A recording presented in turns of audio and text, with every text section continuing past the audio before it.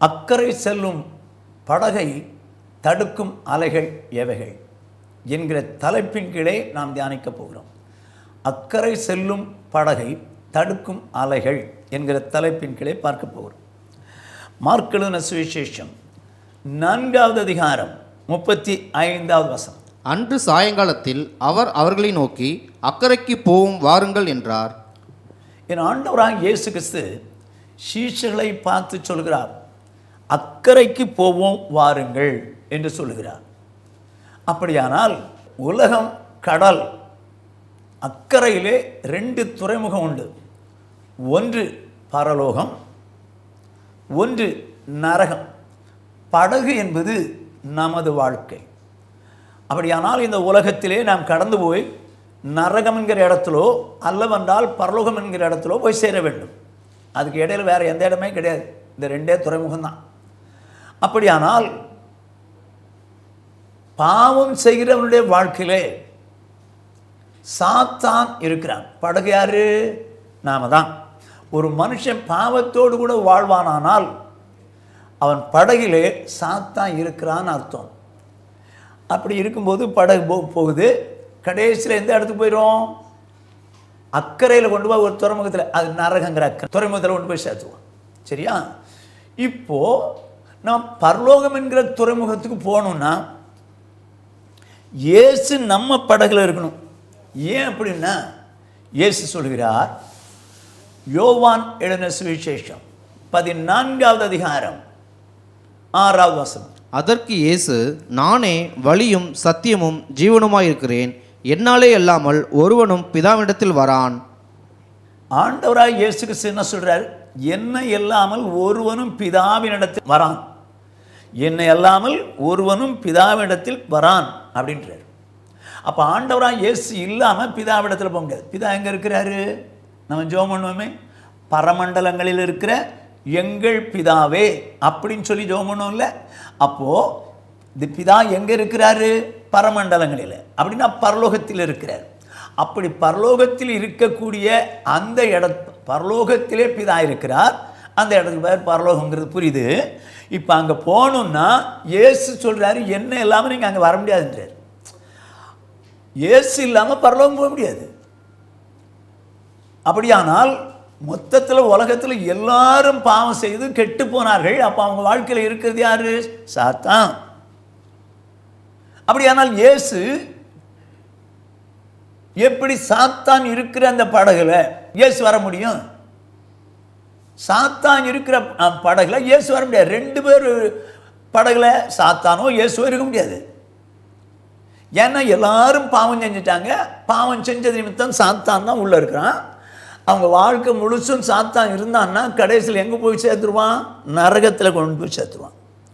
Okay, இப்போது நம்ம வாழ்க்கையில் இயேசு பாவம் செய்துக்கிட்டு இருந்தால் நம்ம வாழ்க்கையில் இயேசு எப்போ வருவார் அப்படின்னா படகாகிய நம்முடைய வாழ்க்கையில் எப்போ வருவார்? வேதம் சொல்லுகிறது, யோவான் எழுதின சுவிசேஷம் 6வது அதிகாரம் 21வது வசனம். அப்பொழுது அவரை படவில் ஏற்றிக்கொள்ள மனதாயிருந்தார்கள். உடனே படகு அவர்கள் போகிற கரையை பிடித்தது. அருமையானே, இங்கே வேதம் சொல்லுது பாருங்க, அவரை படவில் ஏற்றிக்கொள்ள மனதாயிருந்தார்கள். அப்போ இது வரைக்கும் அவர் இல்லை, ஆனால் இப்பொழுதோ அவரை ஏற்றிக்கொள்ள மனதாயிருந்தார்கள். அப்பொழுது அவர்கள் நினைத்த இடத்துக்கு போய் சேர்ந்துட்டாங்க. சரி, இப்போ ஒரு மனுஷன் பாவம் செய்றான், அவனுக்குள்ள இருக்குது யாரு? சாத்தான். அப்படி அவருடைய படகாகிய வாழ்க்கையில் சாத்தான் இருக்கும்போது நரகத்துக்கு போகிறான். இப்போ இவன் வாழ்க்கையில் எப்படி இயேசு வர முடியும்? எப்படி வர முடியும்?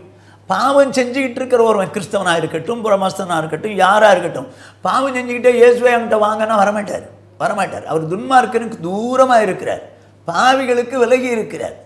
அப்படியானால் இயேசு ஒருவனுக்குள்ளே வரணும் அப்படின்னா என்ன செய்யணும் அப்படின்னா, பாவத்தோடு கூட வாழ்ந்து கொண்டிருக்கிற அவன், ஆண்டவரே எனக்காக இந்த உலகத்திலே மனிதனாய் வந்தீரே, அடிக்கப்பட்டீரே, இரத்தம் சிந்தினீரே, மரித்தீரே, 3ஆம் நாள் உயிரோடு எழுப்பினீரே, ஆண்டவரை நான் மனம் திரும்புகிறேன், நான் இதுவரைக்கும் இப்படியெல்லாம் பாவம் செய்து வாழ்ந்து வந்தேன், என்னை மன்னிங்க ஆண்டவரேன்னு சொன்னால் மன்னிக்க அவர் வல்லவராக இருக்கிறார். இயேசு கிறிஸ்துவின் ரத்தம் சகல பாவங்களை நீக்கி சுத்தமாக்கும். நாம் பாவங்களை அறிக்கையிட்டால் பாவங்களை மன்னித்து எல்லா அநியாயத்தை நீக்கி நம்மை சுத்தமாக்க அவர் உண்மை நீதி உள்ளவராக இருக்கிறார். சரி, அறிக்கையிட்டாச்சு, மன்னிப்பு கேட்டாச்சு. எப்படி உள்ளது? மன்னிப்பு கேட்டோன்னா உள்ள வந்துருவாரா? இல்லை இல்லை, வேதனை அவர் ஏற்றிக்கொள்ள மனதாக இருந்தார்கள். அப்போ ஆண்டவரே உள்ள வாங்க ஆண்டவர்னு ஏற்றுக்கொள்ளணும். அதைத்தான் யோவான் சொல்கிறான். யோவான் எழுதின சுவிசேஷம் 1:12 அவருடைய நாமத்தின் மேல் விசுவாசம் உள்ளவர்களாய் அவரை ஏற்றுக்கொண்டவர்கள் எத்தனை பேர்களோ அத்தனை பேர்களும் தேவனுடைய பிள்ளைகள் ஆகும்படி அவர்களுக்கு அதிகாரம் கொடுத்தார். என்னவா?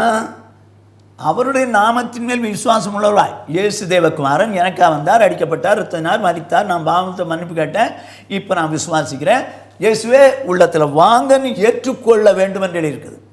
இப்போ ஏற்றுக்கொண்டாச்சு. ஓகே, இப்போ உள்ள வந்துட்டார். இப்போ நம்ம வாழ்க்கை, உங்கள் வயசு எனக்கு என்ன தெரியாது, என் வயசு 74, இன்னும் கர்த்தர் எந்த வயசு வரைக்கும் வச்சிருக்காருன்னு தெரியாது. நான் இந்த உலகத்தில் கடந்து போகணும். இப்போ இயேசு ஒரு நாள் வந்துட்டு அடுத்த நாள் இறங்கிட்டாருன்னா வெஸ்ட்டு.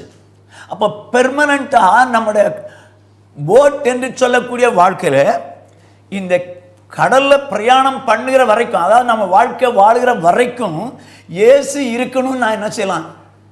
ஏற்றுக்கொண்ட உண்மைதான், ஆனால் பெர்மனண்ட்டாக இருக்கணுமே. சில இடங்களுக்கு இயேசு போவார், இருப்பார், போயிட்டு விடுவார். ஆனால் பெர்மனண்ட்டாக இருக்கிறதுக்கு என்ன செய்யலாம்? ஒரு கணவன் இருக்காங்க, ஒரு மனைவி இருக்காங்க. அவங்களுக்கு 2 பிள்ளைகள் வச்சுக்கோமே. இப்போ கணவன் மனைவி பெர்மனண்ட்டாக கூடவே இருக்கிறாங்க. ஒரு 2 பேரும் கூடவே இருக்கிறாங்க. எப்போ இருந்து? திருமணத்தில் உடன்படிக்கை பண்ணின நாள் முதல். அவங்க 2 பிள்ளைகள் இருக்காங்கல்ல, அவங்க வளர்ந்தாச்சுங்க, அவங்களுக்கு கல்யாணம் ஆகுது. அந்த பிள்ளைகள் வேறு பக்கம் போயிடுவாங்க. ஆனால் இந்த கணவன் மனைவி 2 பேரும் சேர்ந்தே இருப்பாங்க. காரணம், உடன்படிக்கை பண்ணனால. அப்படியே இயேசுவை ஏற்றுக்கொண்டவர்கள் அவர் நம்ம கூடவே இருக்கணும். உலக முடிவு வரைக்கும் நான் உங்கள் கூடவே இருப்பேன்னு சொன்னாரே, அப்படி முடிவு வரைக்கும் இருக்கணும்னா நம்ம என்ன செய்யணும்? வேதங்க அவரோடு கூட உடன்படிக்கை பண்ணணும்னு சொல்லி 1 பேதுரு புத்தகம் 3:21 அதற்கு ஒப்பனையான ஞானஸ்நானமானது மாம்ச அழுக்கை நீக்குதலாய் இராமல் தேவனை பற்றும் நல் மனசாட்சியின் உடன்படிக்கையாக இருந்து இப்பொழுது நம்மையும் இயேசு கிறிஸ்துவினுடைய உயிர்த்தெழுதலினால் ரட்சிக்கிறது. அருமையானே, ஞானஸ்நானம் என்பது என்ன என்று இருக்குது? தேவனோடு கூட செய்கிற நல்ல மனசாட்சியின் உடன்படிக்கை.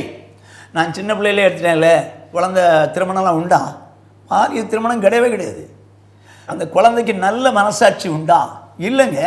அப்படின்னா பாவத்தில் இருந்தவன் ஐயோ நம்ம பாவத்தில் வாழ்கிறோமேன்னு யோசித்தான். ஆனால் அறிக்கையிட்டு மன்னிப்பு கேட்ட உடனே இப்போ நல்ல மனசாட்சி வந்துருச்சு. இந்த நல்ல மனசாட்சி வந்த பிறகு இயேசுவோடு அதை ஞானஸ்நானம் பெறும்போது இயேசுவோடு கூட உடன்படிக்கை பண்ணுறான். இப்போ இயேசுவோடு கூட உடன்படிக்கை பண்ணுவது நிமித்தம் போட் என்று சொல்கிற வாழ்க்கையில் இயேசு நிரந்தரமாக வர்றார்.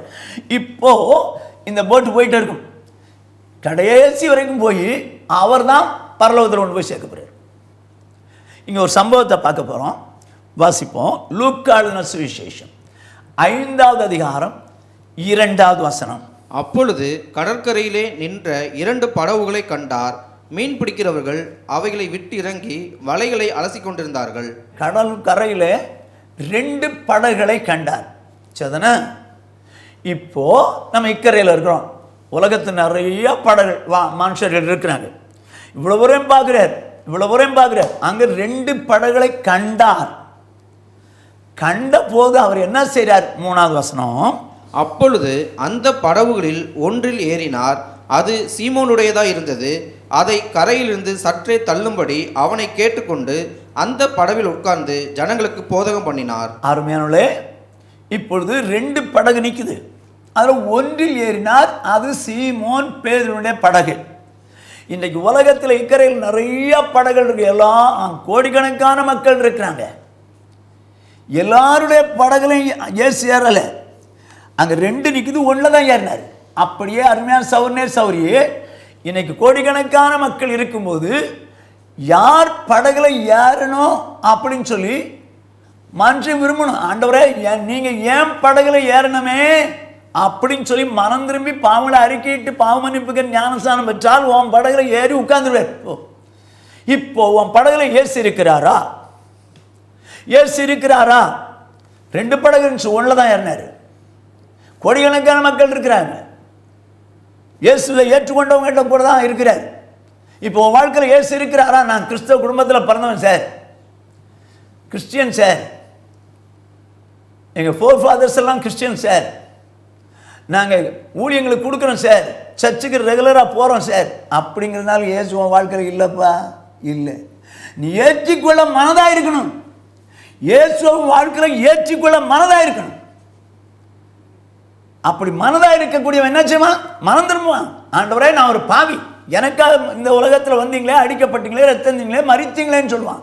பாவங்களை அறிக்கையிடுவான், மன்னிப்பு கேட்பான், இயேசுவை உள்ளத்தில் வாங்கன்னு சொல்லுவான். இயேசு பெர்மனண்ட்டாக இருக்கணும்னு சொன்னால் நல்ல மனசாட்சி வந்த அவன் ஞானஸ்நானத்தில் இயேசுவோடு கூட உடன்படிக்கை பண்ணுவான். அவன் பெர்மனண்ட்டாக இருப்பார். உன் வாழ்க்கையில் பெர்மனண்ட்டாக இருக்கிறாரா? சௌரிய உன் வாழ்க்கையில் பெர்மனண்ட்டாக இயேசு இருக்கிறாரா? சௌரிய உன் வாழ்க்கையில் இருக்கிறாரா? நீ பாவத்தோடு கூட வாழ்வாயினால் இயேசு இல்லை.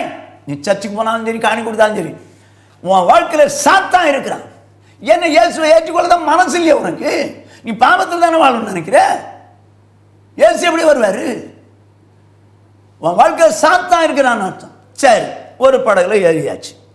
இப்போ நடக்கிற சம்பவத்தை பாருங்க. மார்க் எழுதின சுவிசேஷம் 4வது அதிகாரம் 35வது வசனம். அன்று சாயங்காலத்தில் அவர் அவர்களை நோக்கி, அக்கறைக்கு போவோம் வாருங்கள் என்றார். இப்போ இயேசு அக்கறைக்கு போகலாம் வாங்க அப்படின்னு சொல்லி சீஷிகளை பார்த்து சொல்றார். சரி, சொன்னவர் என்ன நடந்துடா பாருங்க. 36வது வசனம். அவர்கள் ஜனங்களை அனுப்பிவிட்டு அவர் படவில் இருந்தபடியே அவரை கொண்டு போனார்கள். வேறே படவுகளும் அவரோட கூட இருந்தது. சரி, இப்போ ஒரு படகுல இயேசு இருக்கிறாரு.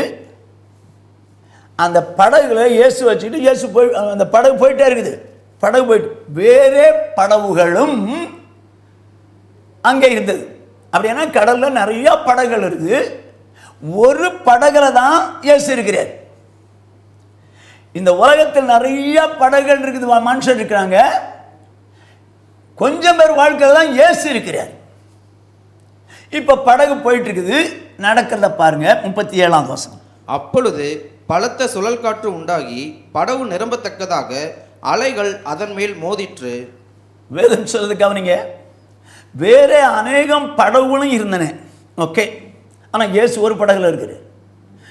சுழல் காற்று வந்துச்சு தான், அலைகள் அவைகளின் மேல் மோதிற்று என்று சொல்லி எழுதவில்லை. அலைகள் அதன் மேல் மோதிற்று என்று எழுதியிருக்குது. எது மேல?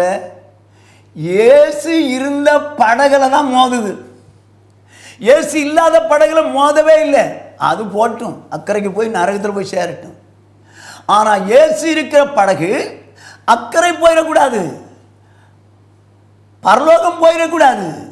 ஆகையினால தேவையில்லாம இந்த அலைகள் அந்த இயேசு இருக்கிற படகு மேல மோதி நிறுத்த பார்க்குது. அருமையான சௌரனே சௌரியே, நல்லா கவனிச்சுக்கோ. இன்றைக்கும் ஆவிக்குரிய உலகத்தில் இயேசுவை உடையவனாகி நீ மனம் திரும்பி ஞானஸ்நானம் பெற்ற, பரிசுத்தாய் பெற்ற, நல்ல ஒரு சபைக்கு போயிட்டு இருக்கிற நீ பரலோகம் போயிடக்கூடாது, அக்கறை என்று சொல்லக்கூடிய பரலோகம் போய்விடக் கூடாது என்பதற்காக அலைகள் ஓ மேலதான் அடிக்கும், சுத்தி இருக்கிற மேல அடிக்காது. அவனுக்கெல்லாம் பிரச்சனை இல்லையே, அவனாம் நல்லா தான் இருக்கான், அவனாம் நல்லா தான் இருப்பான். ஏன்னா நரகத்துக்கு போறாங்களே அக்கறைக்கு. நீ இயேசு உன் கூட இருக்கிறனால உனக்கு தான் பிரச்சனை. அலை அடிக்கத்தான் செய்யும். எதுக்காக அடிக்குது? நீ பரலோகத்தில் போய் சேர்ந்துடக்கூடாது என்பதற்காக. பல அலைகளின் நிமித்தமாக இன்னைக்கு பல பரிசுத்தவான்கள் நிறுத்தப்பட்டு விட்டார்கள். பரலோகமே போய் சேர முடியாதபடிக்கு நின்று விட்டாங்க. சரி, இப்போ அக்கறைக்கு போவதற்கு தடையாக இருக்கக்கூடிய, படகை தடுக்கக்கூடிய அலைகள் என்ன? முதலாவது ஒரு அலையை பார்க்க போறோம். யூதா எழுதின நிருபம் 13வது வசனம். தங்கள் அவமானங்களை நுரை தள்ளுகிற அமளியான கடல் அலைகளும் மார்க்கம் தப்பி அலைகிற நட்சத்திரங்களுமாய் இருக்கிறார்கள். இவர்களுக்காக என்றென்றைக்கும் காரிருளே வைக்கப்பட்டிருக்கிறது. என்னவா? தங்கள் அவமானங்களை நுரை தள்ளுகிற அலைகள். என்னென்ன? அவமானத்தை நுரை தள்ளும் அலைகள். அப்படின்னா பாவமான அலைகள் மோதுதுங்க, பாவமான அலைகள் மோதுது. அருமையான சௌர்ணே, நீ ஒரு நாளில் பாவத்தோடு வாழ்ந்தது உண்மைதான். ஆனால் இப்பொழுதோ இயேசுவன் படகுல இருக்கிறாரு. இந்த பாவம் உன் மேலே மோதுது. எப்படியாவது உனக்குள்ள அந்த அலை வந்துடணும், அந்த தண்ணினால நீ மூழ்கிடணும் அப்படின்னு சொல்லி இந்த அலை அடிக்குது, உன் மேலே அடிக்குது. கடைசி நாட்களில் பாவம் பெருகி போச்சுங்க, பெருகி போச்சு. ஏன்னா இயேசு தான் சொல்றாரு, இயேசு வருவதற்கு முன்னால் அடையாளங்களிலே ஒன்று என்ன சொல்லுகிறாரு?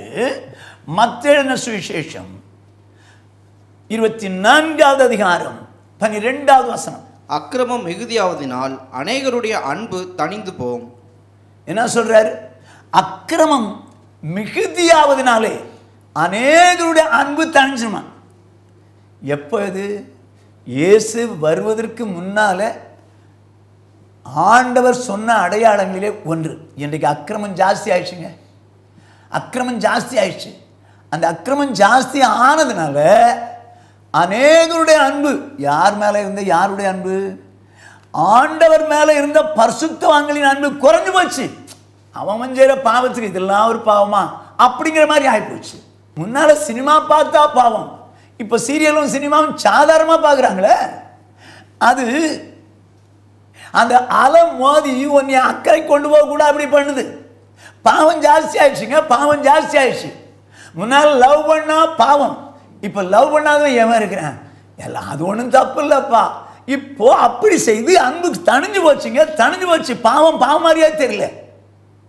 அருமையான சகோதரனே, சகோதரியே, உன் வாழ்க்கை கொஞ்சம் யோசித்துப்பார். பாவத்தை நுரை தள்ளுகிறார் அலை உன் வாழ்க்கையில். பாவத்தை பாவம் வந்து மோதுது. நீ உள்ள அந்த அலை வந்துச்சுன்னா அவன் கவுத்துரும். என்ன சொல்ல போற? உன் வாழ்க்கை கொஞ்சம் யோசித்துப்பார். உன் வாழ்க்கை கொஞ்சம் யோசித்துப்பார். உன் வாழ்க்கை எப்படிப்பட்ட வாழ்க்கையா இருக்குது என்று சொல்லி யோசித்துப்பார். ரட்சிக்கப்பட்ட புருஷன் நல்லா தான் இருந்த நீ, ஆண்டவருக்கா வைராக்கியமா வாழ்வேன் தான் சொன்னேன். ஆனா இன்றைக்கு ரட்சிக்கப்பட்டு பல வருஷம் ஆச்சு. நடந்ததுன்னு ஆண்டவர் மேல இந்த அன்பு குறைஞ்சனால உன் பாவம், உன் வாழ்க்கையில் பாவம் பெருகி போச்சே. அதெல்லாம் பாவம் இல்லப்பா, இதெல்லாம் பாவம்னா வாழ முடியுமா அப்படின்னு சொல்லி நீ சப்பக்கட்டு கட்டி உன் பாவத்தை செஞ்சுக்கிட்டு இருக்கிற.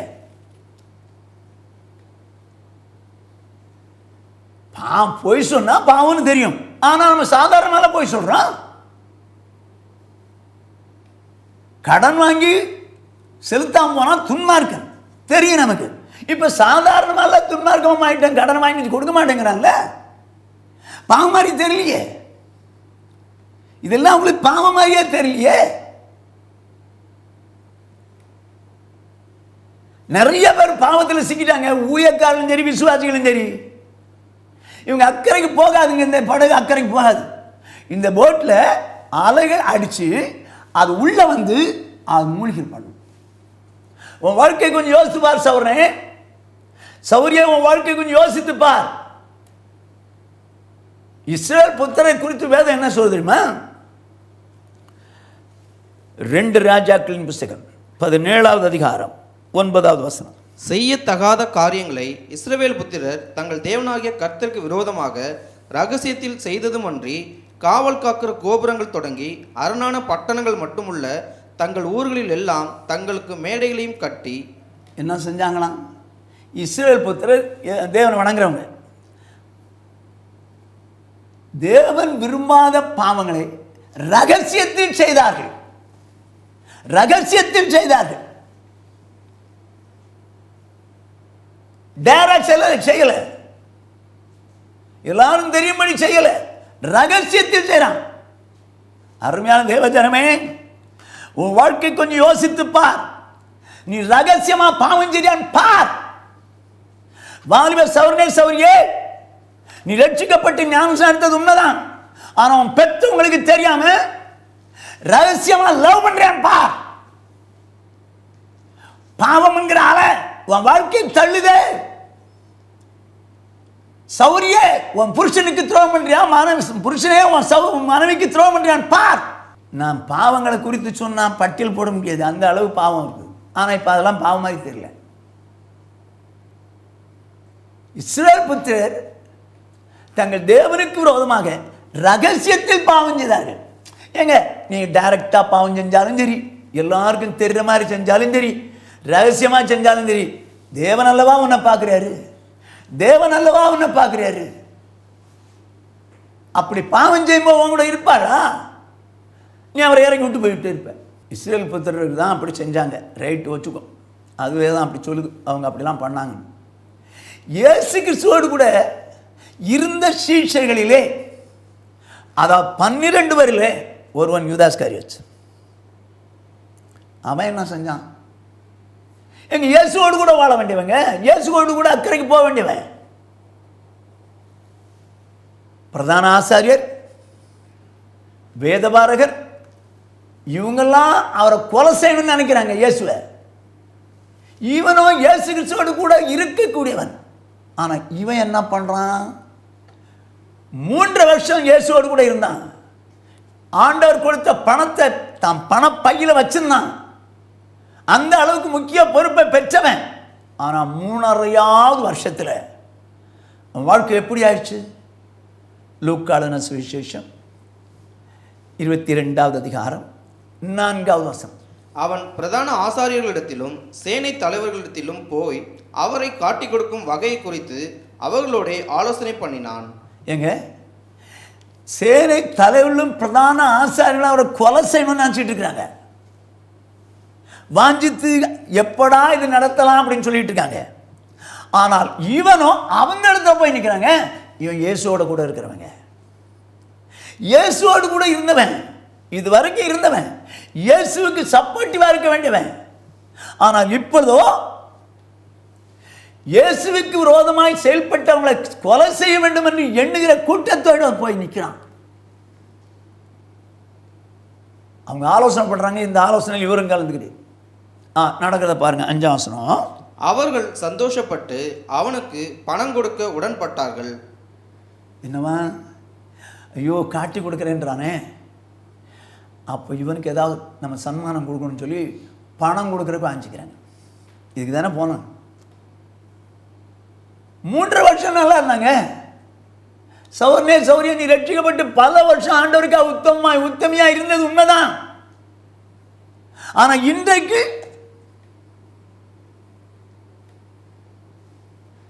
பாவம் செய்யற ஜனங்களோடு கூட நீ போய் உட்கார்ந்து அவங்களோடு கூட பாவத்தை செய்யறதுக்கு அர்ப்பணிச்சியே. அவங்க பணம் கொடுக்க முற்பட்டார்கள். இப்ப நடக்கிறத பாருங்க. 6வது வசனம்.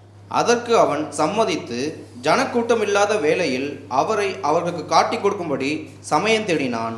எப்படி? ஜனக்கூட்டம் இல்லாத வேளையிலே அவரை காட்டி கொடுப்பதற்கு சமயம் தேடினான். எப்படி? ஜனக்கூட்டம் இருந்தால் தப்பு பண்ண மாட்டான், அவரை காட்டி கொடுக்க மாட்டான். ஜனக்கூட்டம் இல்லாத இடத்துல, ரகசியமான இடத்துல தான் தப்பு பண்ண அவரை காட்டி கொடுக்க விரும்புவான். அருமையான தேவஜனமே, இன்றைக்கு எத்தனை ஊழியக்காரர்களும் பரிசுத்தவான்கள் என்று சொல்லக்கூடிய விசுவாசிகளும் மாய்மாலமாய் வாழ்ந்து கொண்டிருக்கிறார்கள். குடும்பத்தில் இருக்கும்போது பரிசுத்தவானாய் பரிசுத்தவாட்டியாக இருக்கிறார்கள், சபையில் இருக்கும்போது பரிசுத்தவானாய் பரிசுத்தவாட்டியாக இருக்கிறார்கள். ஆனால் ரகசியத்திலே அவர் பாவம் செய்கிறார்கள். உன் வாழ்க்கை கொஞ்சம் யோசித்து பாரு, உன் வாழ்க்கை கொஞ்சம் யோசித்து பாரு. என் முன்னால் நல்லா தானே இருந்த பாணி, ஏமா நல்லா தானே இருந்த, ஆண்டவருக்கா வைராக்கியமாக தான் இருந்த, ஏன் மாறின? அநேகருடைய அன்பு தணிஞ்சு போனது போல தேவன் மேலே இந்த அன்பு உனக்கு தணிஞ்சு போச்சு. காரணம் என்ன? பல வருஷம் ஆகி போச்சு, பல வருஷம் ஆகி போச்சு. இன்றைக்கு நான் என் கூட ஒரு ஊழியக்காரர் இருந்தார், அவர்கிட்ட பேசினேன். மன்னிக்கணும், ஒரு நல்ல ஒரு ஊழியக்காரர், வேற ஒருத்தர். அவர் தான் மனைவி விட்டு வேறொரு மனைவியை ஒரு பெண்ணை சேர்த்துக்கிட்டார். நான் என் கூட இருந்த ஊழியக்கார்ட்ட கேட்டேன், பிரதர் என்ன பிரதர், நான் நல்ல மனைவி, கத்தர் பயப்படுற மனைவி, அழகான மனைவி, அதை விட்டு இன்னொரு பொம்பளை சேர்த்து விட்டாரு, சே இந்த மாதிரி ஒரு மனுஷன் பண்ணிட்டாரேன்னு சொல்லி சொன்னபோது அந்த என் கூட இந்த ஊழியக்காரர் சொல்கிறாரு, பிரதர் ரொம்ப நாள் கிளியை பார்த்தா அது குரங்கு மாதிரி தெரியும், ஒரு நாள் குரங்க பார்த்தா அது கிளி மாதிரி தெரியும். ரொம்ப நாளாக மனைவி கூட இருந்தபோது அன்பு போய் இப்போ ஒரு குரங்க பார்த்தா அது கிளி மாதிரி தெரியும். இன்றைக்கி அப்படித்தான் ஆகிப்போச்சு ஆவிக்குரிய உலகம். இயேசுவோடு சேர்ந்து சேர்ந்து சேர்ந்து சேர்ந்து இருந்து என்னதை கண்டேன், உலகத்தோடு கூட ஒட்டி போவோம், பாவத்தை அனுபவிப்போம் அப்படின்னு சொல்லி அனுபவிக்க ஆரம்பிச்சாங்க. பிரதர் சிஸ்டர், பாவத்தை அனுபவிக்க ஆரம்பிச்சாங்க. இஸ்ரேல் ஜனங்களை தேவன் வழிநடத்தி வரும்போது அவளுக்கு சாப்பாடாக தூதர்கள் சாப்பிடுற மன்னாவை கொடுத்தார். மன்னா சாப்பிட்ட போது அவளுக்கு தேனிட்ட பணியாரமா இருந்துச்சு. முதல்ல கொஞ்ச நாள் ஆச்சு, அது எண்ணெய் போல இருந்ததாம். இன்னும் கொஞ்ச நாள் ஆச்சு, எங்களுக்கு அது வெறுப்பா இருக்குது என்று சொன்னார்கள். ஆரம்பத்தில் தேனிட்ட பணியாரம் போல் இருந்தது, இடையிலே எண்ணெய் போல் மாறிட்டு முடிவிலே அது வெறுப்பாகவே இருக்குது. இன்னைக்கும் அநேகர் அப்படித்தான். ஆரம்பத்தில் ரட்சிக்கப்பட்ட புதுசில், ஆண்டவரே உமக்காகத்தானே ஐயா நான் உயிர் வாழ்கிறேன் ஐயா, இந்த உடலும் உள்ளமெல்லாம் அன்பர் உமக்காகத்தானே ஐயா அப்படின்னு பாடம் உண்டு. ஆனால் இன்னைக்கு எனக்காகத்தானே ஐயா நான் உயிர் வாழ்கிறேன் ஐயா, இந்த உடலும் உள்ளமெல்லாம் அன்பர் எனக்காகத்தானே ஐயா. ஐயோ ஐயோ, ஏங்க நீங்களும் நானும் அக்கறைக்கு போய் சேரணும் அப்படின்னு சொன்னால், பரலோக ராஜ்யம் என்கிற அக்கறைக்கு போய் சேரணும்னு சொன்னால், இயேசு கடைசி மட்டும் நம்ம கூடவே இருக்கணும், நம்ம கூடவே இருக்கணும். பாவம் செய்வது உன்னை விட்டு விலகாதபடிக்கு எச்சரிக்கையாக இருந்தது. உன்னை விட்டு விலகாதபடிக்கு எச்சரிக்கையாயிரு. உன்னை விட்டு போயிட்டா நீ என்ன நினச்சிப்ப, நம்ம போட்டு கரெக்டாக தான் போகுதுடா அப்படின்னு நினச்சிருப்ப. இல்லையே, ஏசு இல்லையே, இருந்தாலும் அங்கே போய் சேரும். வாழ்க்கை கொஞ்சம் யோசித்து இந்த பாவத்தை அசுத்தத்தை தள்ளுகிற அலை உன் வாழ்க்கையை உள்ள வந்துருக்குதான் பாரு, பாவம் இருக்குதான் பாரு. அவன் தூண்டி தூண்டி உள்ள வந்துச்சான் பாரு. பாவத்தை தூண்டுறான், தூண்டும் போது உள்ள ஏற்றுக்கிறது நீ தான். உன் வாழ்க்கையில் ரகசியமான பாவம் இருக்குதான்னு பார்த்துக்க. ரகசியமான பாவம் தான் முதல்ல செய்வாங்க, அப்புறம் துணிஞ்சிடுவாங்கங்க. நீ பரலோகம் போக முடியாதுமா ஐயா, பரலோகம் போக முடியாது. என்ன சொல்ல போகிறேன், உன் வாழ்க்கை கொஞ்சம் யோசித்துக்க. பாவத்துக்கு செத்துரு. எத்தனை விதமான பாவம் வந்தாலும் சரி, செத்தாலும் ஜாவனம் தவிர நான் பாவம் செய்ய மாட்டேன்னு நிற்கணும். இதுதான் முதல் அலை. பாவம் என்ன, அசுத்தம் என்கிற நுரை தள்ளுகிற அலை. ரெண்டாவது தடுக்கும் அலை என்ன, எபேசியர் 4வது அதிகாரம் 14ஆம் வசனம். நாம் இனி குழந்தைகளாய் இராமல் மனுஷருடைய சூதும் வஞ்சிக்கிறதுக்கு ஏதுவான தந்திரமும் உள்ள போதகமாகிய பலவித காற்றினாலே அலைகளைப் போல அடிபட்டு அலைகிறவளாய் இராமல், தந்திரமான போதகமாகிய பலவிதமான காற்றினால் உண்டாக அலை. இந்த அலை எப்படி அலை? தந்திரமான போதகத்தை உண்டாக்கி தடுக்குது. ஆண்டவர் சொன்னபடியே போய் வாசந்தபடியே போனா போய் சேர்ந்துருவான். ஆனா இப்போ அந்த அலை, அந்த சாத்தான் என்ன நினைக்கிறான், இவங்களை அந்த பக்கம் கொண்டு வரக்கூடாது, பரலோகங்கிற துறைமுகத்துக்கு எப்படியாவது இவங்களை நிறுத்தி ஆகணும், வேற பக்கம் கொண்டு போகணும்னு சொல்லி ஒரு அலை கொண்டு வரான். அது என்ன, தந்திரமான போதகமான காற்றினால் உண்டான அலை. அப்படின்னா தந்திரமான போதகத்தை உள்ள வச்சு அவங்கள கொண்டு போவான் நரகத்துக்கு. இன்னை எத்தனை பரிசுத்தவான்களையும் ஊழியக்காரர்களையும் சாத்தான் தந்திரமா போதனைகளை மாற்றி வழியே வித்தியாசமாக்கி போயிட்டானே. எவ்வளவு வேதனை. பவுல் அழகா சொல்ற, நன்றாய் ஓடினீர்களே, உங்களை கலக்கிறவன் யார்? இந்த உபதேசம் தேவனால் உண்டானது அல்ல, உங்களை கலக்கிறவள் தரிப்புண்டு போனால் நலமாயிருக்குன்னு சொன்னார். எங்க நடத்துறவனுக்கு தாங்க பயிரும் எரியும். தந்திரமான உபதேசத்தில் போறவங்களை பார்த்து, இல்லைன்னா தந்திர உபதேசங்களை சொல்றவங்களை பார்த்து நடத்துற சபை நடத்துறவனுக்கு தான் தெரியும். இன்னைக்கு எத்தனை ஊழியக்காரர்களும் எத்தனை பரிசுத்தவான்களும் என்று சொல்லக்கூடிய விசுவாசிகளும் இந்த தந்திரமான உபதேசமாகிய காற்றினால் உண்டான அலையினால தடுக்கப்பட்டு நிற்கிறாங்க. இந்த உலகத்தின் முடிவிலே ஒரு நாள் நியாய தீர்ப்பு உண்டு. அந்த நியாய தீர்ப்பில் இயேசு என்ன சொல்கிறார் கவனிங்க. யோவான் எழுதின சுவிசேஷம் 12வது அதிகாரம் 48வது வசனம். என்னை தள்ளி என் வார்த்தைகளை ஏற்றுக்கொள்ளாதவனை நியாயம் தீர்க்கிறது ஒன்று இருக்கிறது. நான் சொன்ன வசனமே அவனை கடைசி நாளில் நியாயம் தீர்க்கும். இப்போ நியாய தீர்ப்பு என்பது ஒன்று உண்டு, அது எல்லாருக்கும் தெரியும். எல்லாரும் நியாய தீர்ப்பு நாளில் அவருக்கு முன்னால் நிற்கணும். இயேசுக்கு முன்னால் தான் நிற்கணும். இயேசு தான் நியாயம் தீர்க்க போகிறார். எதை வச்சு நியாயம் தீர்க்க போகிறாராம்? வசனத்தை வச்சு நியாயம் தீர்க்க போகிறார். அவர் சொன்ன வசனத்தை வச்சு நியாயம் தீர்க்க போகிறார். ஏன் அவர் சொன்ன வசனம்? நம்ம மனசாட்சி இல்லையா? நம்ம மனசாட்சி படி இல்லை. அவர் சொன்ன வசனம் தான் நியாயம் தீர்க்கும். ஏன் ஏன் ஏன் 49வது வசனம்.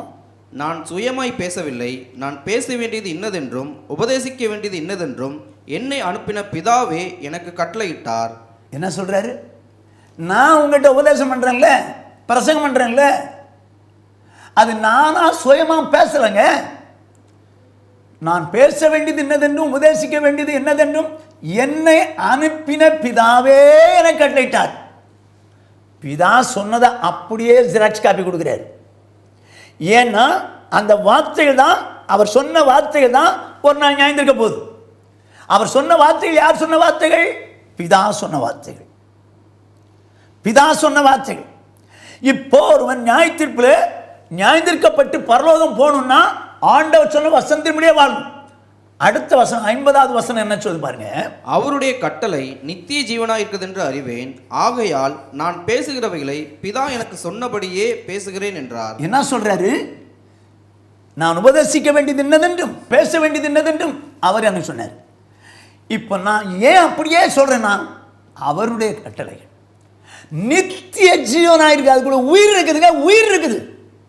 வசனத்துக்குள்ள உயிர் இருக்குது. ஆகையினால அவர் சொன்னதை நான் அப்படியே சொல்லிடுறேன். இதை வச்சு தான் நியாயம் தீர்க்க போறேன். பிதா எனக்கு சொன்னதை நான் உங்களுக்கு சொல்லிட்டேன். ஏன்னா அதுக்குள்ள உயிர் இருக்கு, நித்திய ஜீவன் இருக்குது. இதுதான் நான் சொல்ற வசனம். அவர் சொன்னதான் நான் சொல்றேன். இந்த வசனங்களை வச்சு தான் உங்களை நியாயம் தீர்க்க போறேன்ற. இதனால்தான் 11 சீஷைகளை இயேசு மரித்து உயிரோடு எழும்பி 11 சீஷைகளை வரவழைச்சிருந்தார் ஒரு மலையில். வந்தவரிடத்தில் என்ன சொல்றார் பாருங்க. மத்தேயு எழுதின சுவிசேஷம் 28வது அதிகாரம் 18வது வசனம். அப்பொழுது இயேசு சமீபத்தில் வந்து அவர்களை நோக்கி, வானத்திலும் பூமியிலும் சகல அதிகாரமும் எனக்கு கொடுக்கப்பட்டிருக்கிறது. என்ன சொல்றாருங்கிறத நல்லா கவனமாக கேளுங்க. வானத்திலும் பூமியிலும் சகல அதிகாரம் எனக்கு கொடுக்கப்பட்டிருக்குது. இயேசு சொல்றார், எனக்கு தான் கொடுக்கப்பட்டிருக்கு. போப்புக்கு அல்ல, பிஷப்புக்கு அல்ல, சினாடுக்கு அல்ல, பாஸ்டருக்கும் அல்ல. இயேசுவுக்கு அதிகாரம், சகல அதிகாரம் கொடுக்கப்பட்டது. ஏன் அப்படி சொல்றாருங்க? ஏன் அப்படி சொல்றாரு? எனக்கு தான் அதிகாரம் கொடுக்கப்பட்டிருக்குது. நீங்க யாராவது சொன்னாங்கன்னு மாத்தி சொல்லாத. எனக்கு பரலோகத்தின் தேவன் அதிகாரம் கொடுத்தார். ஆகையினால என்ன சொல்றார் பாருங்க 19வது வசனம். ஆகையால் நீங்கள் புறப்பட்டு போய் சகல ஜாதிகளையும் சீசராக்கி பிதா குமாரன் பரிசுத்த ஆவியின் நாமத்திலே அவர்களுக்கு ஞானஸ்நானம் கொடுத்து. என்ன சொல்றாரு? சகல அதிகாரம் எனக்கு கொடுக்கப்பட்டது. ஆகையினால உங்ககிட்ட சொல்றேன், புறப்பட்டு போங்க, சகல ஜாதிகளையும் சீஷராக்குங்க, பிதா குமாரன் பரிசுத்தாவின் நாமத்திலே அவளுக்கு ஞானஸ்நானம் கொடுங்கன்றார். கொடுங்கள் அப்படின்னு விட்டுருந்தாருன்னா முடிஞ்சு போச்சு, அதோட முடிஞ்சிச்சு. இல்லைங்க, இல்லை, அதோடு ஒரு மனுஷன் ஞானஸ்நானம் எடுத்ததோடு அவனுடைய வாழ்க்கை முடிஞ்சு போச்சு சொன்னது அல்ல. கொடுத்து கமா சொல்லிட்டு 20ஆம் வசனம் சொல்றாரு, நான் உங்களுக்கு கட்டளையிட்ட யாவையும் அவர்கள் கைக்கொள்ளும்படி அவர்களுக்கு உபதேசம் பண்ணுங்கள். இதோ உலகத்தின் முடிவு பரியந்தம் சகல நாட்களிலும் நான் உங்களுடனே கூட இருக்கிறேன் என்றார். கர்த்தருக்கு மகிமை உண்டாகட்டும். இயேசு சொல்லுகிறார், வானத்திலும் பூமியிலும் சகல அதிகாரம் எனக்கு தான் கொடுக்கப்பட்டிருக்கிறது. நீங்க போங்க, புறப்பட்டு போங்க, சகல ஜாதிகளின் சீஷராக்கி பிதா குமாரன் பரிசுத்தாவின் நாமத்திலே ஞானஸ்நானம் கொடுத்து நான் கட்டளையிட்ட யாவையும் அவர்கள் கைக்கொள்ளும்படி உபதேசம் பண்ணுங்கள். உலகத்தின் முடிவு வரை நான் உங்களோடு கூட இருப்பேன். என்ன சொல்றாரு? யாரோ போப்பு சொன்னாரு, பிஷப் சொன்னாரு, சினாடு சொல்லுது, இல்லை எங்க ஆர்கனைசேஷன் தலைவர் சொல்றாரு, எங்க பாஸ்டர் சொன்னாரு, அதனால மாத்திக்கிறேன். மாத்தாத. அவங்களுக்கு அதிகாரமே கிடையாது. அதிகாரமே கிடையாது. நான் சொல்லிருக்கேன், எனக்கு தான் அதிகாரம், ஃபுல் ரைட்ஸ் எனக்கு தான். அதே நேரத்தில் நான் சொன்னதான் நீ சொல்லணும். இந்த வசனம் தான் நியாயம் இருக்க போகுது. யாரோ சொன்னாங்கன்னு சொல்லி அந்த அதிகாரத்துக்கு உட்பட்டு நீ இருந்து அவங்க சொல்ற செய்யாத. நான் சொன்ன தான் உபதேசம் பண்ண. பிதா சொன்னதை இயேசு அப்படியே சொன்னாரு. இயேசு சொன்னதை அப்படியே சொல்றவன் தான் உண்மையான ஊழியக்காரன். உண்மையான ஊழியக்காரன் வசனத்தின்படி வாழ்ந்தால் மட்டுமே இந்த போட், இயேசு இருக்கிற போட் அக்கறையாகி பரலோகம் போய் சேரும். ஆனால் சாத்தான் பார்த்தான், எப்படா இந்த போட்டை கவுக்கலாம், அலைகளை அடித்து அக்கறை போகக்கூடாது தடுக்கலாம் அப்படின்னு பிளான் போட்டு பலவிதமான தந்திரமாகிய போதகமான காட்சினாலே அலை உண்டாக்கிட்டான். பலவிதமான தந்திரமான போதகம். இது உங்களுக்கு தெரியணும். நீங்கள் உங்களுக்கு தெரியறதுக்கு என்ன பண்ணுவீங்க? ஆண்டவர் சொன்னார், இயேசு சொன்னார், என் பிதாவின் சித்தத்தின்படி செய்கிறவனே இந்த உபதேசம் தேவனால் உண்டானதா, நான் சுயமாய் பேசுகிறேன்னா நான் அறிவான். அப்போ தேவ சித்தப்படி செய்கிறவனுக்கு மட்டும்தான் இது வசனமா இல்லை வசனத்துக்கு மாறா பேசுறாங்களா அப்படின்னு தெரியும். பெரிய ஊழியக்காரர் பேசிட்டாரு, அதனால அவர் சொல்றதெல்லாம் கரெக்ட் சொல்லாத. அவர் சொல்றது வசனமான்னு பார். உனக்கே வசனம் தெரியாது, அப்புறம் என்ன சொன்ன தீர்மானிப்ப? உனக்கு வசனம் தெரிஞ்சாலவா அவர் சொல்றது ரைட்டா தப்பான்னு நினைப்ப? உனக்கு தான் வசனமே தெரியாது. அதனால யார் சொன்னாலும் அவர் சொல்லிட்டார்ல, அப்பா இத்தனை பேர் அவருக்கு பார்க்கறதுக்கு வியூஸ் இருக்கிறாங்க, இத்தனை பேர் அவங்க கூடுகையில் வர்றாங்க, அப்போ அவர் சொல்றதெல்லாம் கரெக்டாக தான். சொல்லாத. அது வேதத்தின் படி இருந்தால் அக்கறை போய் சேருவேன். அது கள்ள உபதேசமாக இருந்தால், கள்ள உபதேசமாக இருந்தால், வேதத்துக்கு மாறான உபதேசமாக இருந்தால் நீ அக்கறை போய் சேர மாட்டேன். இன்னைக்கு சாத்தான் பார்த்தான், இந்த உபதேசத்தை யார் மூலம்தான்டா கொண்டு வரலாம் அப்படின்னு சொல்லி ஊழியக்காரர்களே பிடிச்சான். ஊழியக்காரர்களே பிடிச்சான் துருபதேசத்தை கொண்டு வருது. அவங்கள பிடிச்சான். இது அக்கறை போய் சேர்றதில்ல, உபதேசம் மாறி போகுதில்ல. தந்திரமான போதகத்தில் சிக்கி அந்த பக்கம் போக மாட்டாங்கல்ல. ஆகையினால அப்படிப்பட்டவங்களை பிடிக்கிறான். அதுதான் பேதுரு என்ன சொன்னாருன்னா, என் வார்த்தை உள்ளவன் எவனோ என் வார்த்தை உண்மையாய் சொல்வானாகன்னு சொல்லி அன்றைக்கு ஆண்டவர் சொன்னதை அப்படியே சொன்னான். தேவனுக்கு மகிமை உண்டாகும்படி அப்படி சொல்லணும். ஆண்டவர் சொன்னதை அப்படி சொல்லணுன்றான். இப்போ அதே பேதுரு என்ன சொல்றாரு? 2 பேதுரு 2வது அதிகாரம் 1வது வசனம். கள்ள தீர்க்கதரிசிகளும் ஜனங்களுக்குள்ளே இருந்தார்கள், அப்படியே உங்களுக்குள்ளும் கள்ள போதகர்கள் இருப்பார்கள். அவர்கள் கேட்டுக்கேதுவான வேத பொருட்களை தந்திரமாய் நுழைய பண்ணி தங்களை கிரயித்து கொண்ட ஆண்டவரை மறுதலித்து தங்களுக்கு தீவிரமான அழிவை வருவித்துக் கொள்வார்கள். அருமையானே, பேதுரு சொல்றத நல்லா கவனமா கேட்டுங்க. கள்ள தீர்க்கதரிசிகள் இருந்த நாட்கள் உண்டு. இப்போ கள்ள போதகர்கள் இருக்கிறார்கள். அவர்கள் கேட்டுக்கு ஏதுவான வேத புரட்டுகளை தந்திரமாய் நுழைய பண்ணுகிறார்கள். சாத்தான் வேலையை தந்திரம் பண்ணுறான். எப்படி தந்திரமாய் நுழைய பண்ணுகிறார்கள். அதோடு மட்டும் இல்லை, தங்களை கிரயத்துக்கு கொண்ட ஆண்டவரை இவங்களே மறுதலிக்கிறாங்க. எப்படி? இப்போ அவங்க மனசாட்சிக்கு தோணுகிற உபதேசங்களை அவங்க கை கொண்டு ஒன்று வேதத்தை புரட்டிடுறாங்க. அது ஒன்றும் பிரச்சனை இல்லை, அது ஒன்றும் தவறில்லைன்னு சொல்லி இவங்க மனசாட்சிப்படி வாழ்ந்து இவங்களை தங்களை தாங்களே ஏமாற்றிக்கிறாங்க. கேட்டுக்கு ஏதுவான வேத புரட்டுகளை சொல்லி இவர்கள் தங்களை தாங்களே ஏமாற்றிக்கிறாங்க. ஏன் கேட்டுக்கு ஏதுவான வேத புரட்டுகளை சொல்றாங்க?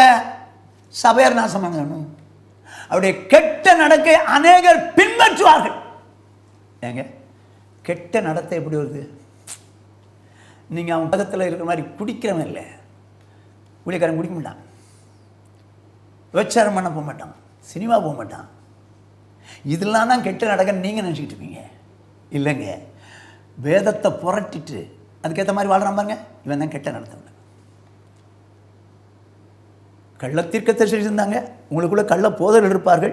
அவர் கேட்டுக்கு ஏதுவான வேத புரட்டுகளை தந்திரமாய் நுழைய பண்ணி தங்களை கிரயத்துக்கு கொண்ட ஆண்டவரை மறுதளிப்பார். அப்படியானா எப்படி இவங்க விருப்பப்படி உபதேசங்களை பண்றாங்க, வாழ்றாங்க, இப்ப ஆண்டவரை மறுதளிச்சிட்டாங்க.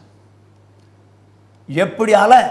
இந்த அலை தந்திரமான உபதேசத்தை கொண்டு வந்து ஒன்று ஊழியக்காரன் அவுட் ஆக்குது. சரியா? அடுத்தது இவனுடைய வசனம் சொல்லுது, 2வது வசனம், அவர்களுடைய கெட்ட நடக்கைகளை அநேகர் பின்பற்றுவார்கள், அவர்கள் நிமித்தம் சத்திய மார்க்கம் தூசிக்கப்படும். ஓஹோ, சத்திய மார்க்கம்ங்கிறது வேதத்தின் அடிப்படையிலே நடக்கிற மார்க்கம். கர்த்தருடைய வேத வசனத்தின்படி நடக்கிற உத்தம மார்க்கத்தார். ஸோ வசனத்தின்படியே நடக்கிறது தான் சத்திய மார்க்கம். அந்த மார்க்கம் தூசிக்கப்படுறது காரணம் என்ன?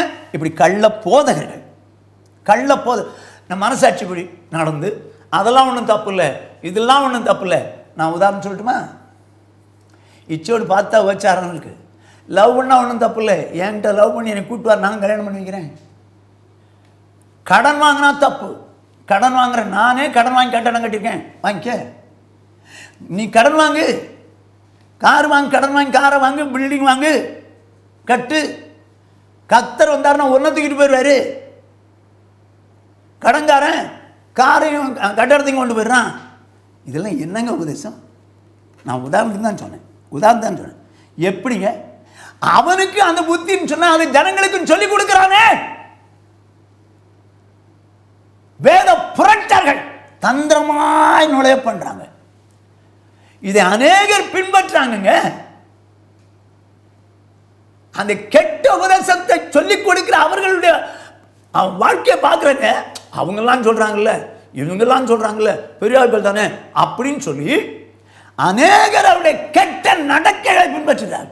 அவன் கெட்ட வார்த்தை பேச மாட்டான், சண்டை போட மாட்டான், வசனத்தை அப்படியே புரட்டி அவன் வாழ்க்கையில் கெட்ட நடக்கையில் போயிட்டான். கவனமாக கேட்டுங்க, கெட்ட நடக்கையில் போயிட்டான். இதை அநேகர் பின்பற்றுவார்கள். அப்படின்னா உபதேசத்தை, சத்திய மார்க்கத்துக்கு விரோதமான உபதேசத்தை அவன் வாழ்ந்து உபதேசிக்கிறதுனால அநேகர் பின்பற்றி போயிடுறாங்க. சரியா? இப்போ பாருங்க எதனால இது நடக்குதுன்னு பாருங்க. 3வது வசனம், பொருளாசையுடையவர்களாய் தந்திரமான வார்த்தைகளால் உங்களை தங்களுக்கு ஆதாயமாக வசப்படுத்திக் கொள்வார்கள். பூர்வ காலம் முதல் அவர்களுக்கு விதிக்கப்பட்ட ஆக்கினை அயர்ந்திராது, அவர்களுடைய அழிவு உறங்காது. எதனால அங்க இப்படி தந்திரமான உபதேசம் பண்றாங்க? பொருளாசைங்க, பண ஆசை. தாங்கள் வளரணும், தாங்கள் நல்லா இருக்கணும், ஆகினால இவங்ககிட்ட இருந்து பணத்தை பிடுங்கணும், பொருளை பிடுங்கணும், நல்லா வாழணும். அதனால நான் சொல்றேன், நான் சொல்றேன் வசனம் இப்படி. அதெல்லப்பா நான் சொல்றேன்ல, நீ சொல்றது வசனமே இல்லையே பிரதர், பாஸ்டர் நீ சொல்றது வசனமே இல்லையே. வசனத்தின்படி நீ சொன்னா நீ நல்ல போதகர். நீ வசந்து மாறா, இது ஒன்றும் பரவாயில்ல அது ஒன்றும் பரவாயில்லன்னு சொன்னா நீ கள்ள போதகர். நல்ல போதகன் வசந்தின்படி சொல்லி ஆண்டவன் சேர்ப்பான், கள்ள போதகன் கள்ள போதகத்தை சொல்லி தன்னிடத்தில் சேர்ப்பான். முடிவு அழிவுங்கிறத மறந்துடாது, நரகங்கிறத மறந்துடாது. இன்னைக்கு எத்தனை பேர் பெரிய ஆள் இவரு, பெரிய போதகர் இவரு, ஆகினால அவர் சொன்னதெல்லாம் சரியா இருக்குன்னு சொல்லி சத்தியத்துக்கு மாறா எத்தனை பேர் நடக்கிற கள்ள போதகருடைய புரட்டினால எத்தனை பேர் தவறா நடக்கிற. சத்திய மார்க்கம் தூஷிக்கப்படுதே. ஜீசஸ், மனவேதனைப்படுறேங்க, மனவேதனைப்படுறேன். இன்னைக்கு நிறைய பேருடைய போட்டில் இருக்கக்கூடிய இயேசு கிறிஸ்து ஆலோசனை சொன்னா அது இல்லை, இவர் சொல்றாரு, அவர் சொல்றாரு, நீங்க அமைதியா இருங்க, போட்டில் அமைதியா இருங்க, நாங்க கொண்டு போறோம் அப்படின்னு சொல்லி அவங்க இயேசு சொன்னபடி வாழ மாட்டேங்கிறாங்க. நான் சின்ன ஒரு உதாரணம் சொல்ற மாதிரி, வெளிப்படுத்தின விசேஷம் 2ஆம் அதிகாரம் 20வது. ஆகிலும் உன் பேரில் எனக்கு குறை உண்டு. என்னவெனில் தன்னை தீர்க்கதரிசி என்று சொல்லுகிற ஏசபேல் என்னும் ஸ்திரீயானவள் என்னுடைய ஊழியக்காரர் வேசித்தனம் பண்ணவும் விக்கிரகங்களுக்கு படைத்தவர்களை புசிக்கவும் அவர்களுக்கு போதித்து அவர்களை வஞ்சிக்கும்படி நீ அவளுக்கு இடம் கொடுக்கிறாய். இப்போ தியத்திரா சபையில் இந்த ஒரு பெண்ணை நிறுத்திட்டாங்க. இவ தீர்க்கதரிசின்னு அந்த தியத்திரா சபையினுடைய ஊழியக்காரருக்கு எண்ணம். ஆனால் இயேசு சொல்றாரு, ஏசபேல் அவள் ஒரு சாதாரண லேடி. அவள் தான் தன்னை தீர்க்கதரிசின்னு சொல்கிறாளே தவிர அவள் சாதாரண லேடி. அவள் தீர்க்கதரிசி இல்லை. ஆனால் அவள் போதனை எப்படி? ஊழியக்காரர். வேசித்தனம் பண்ணலாம், விக்கிரகத்துக்கு படைத்ததை புசிக்கலாம் என்று சொல்லுகிறாள்.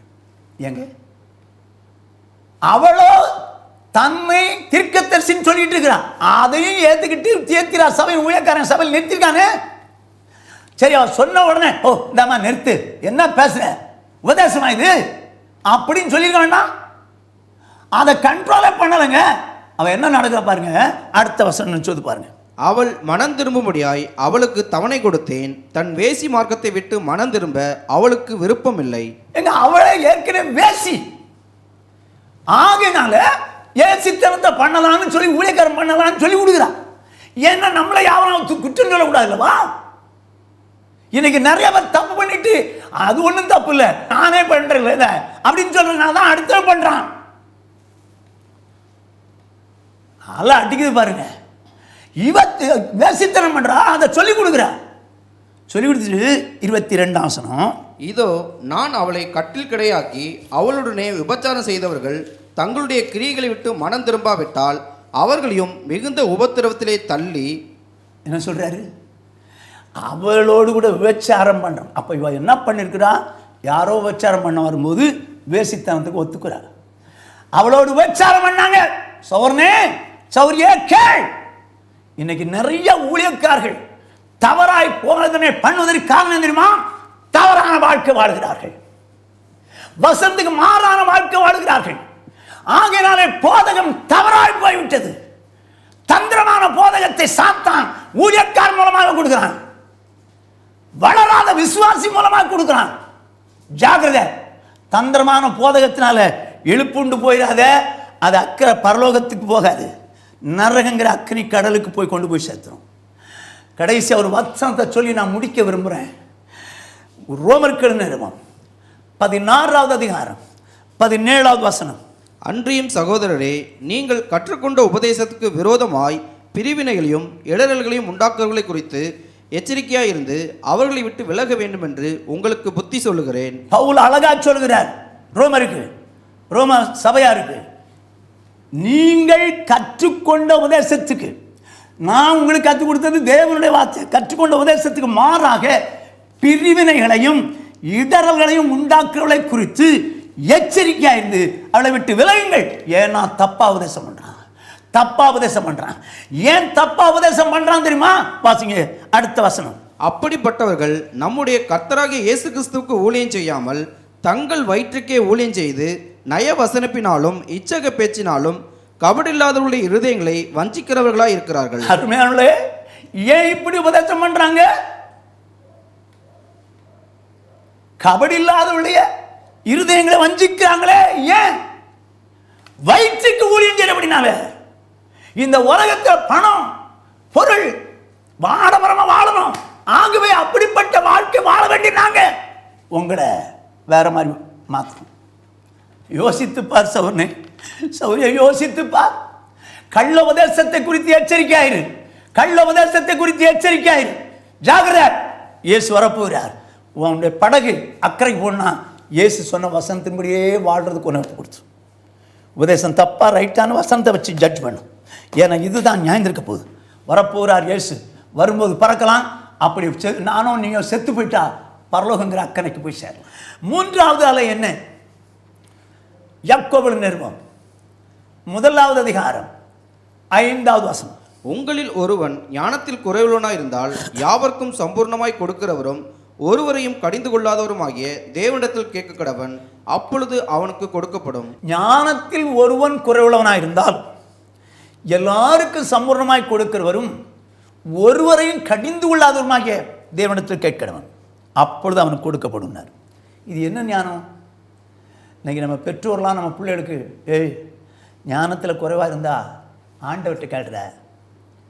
இந்த யாக்கோபு 1:5 சொல்லுது பற்றியா, ஞானத்தில் குறைவுள்ளவனாக இருந்தால் எல்லாருக்கும் சம்பூர்ணமாக கொடுக்குறவன், ஒருவரையும் கடிந்து கொள்ளாதமாய் தேவனிடத்தில் கேட்க கிடவன் கொடுப்பான்றாருப்பா, கொடுப்பாருப்பா, ஞானம் கேளுன்னு சொல்லி கொடுக்குறாங்க.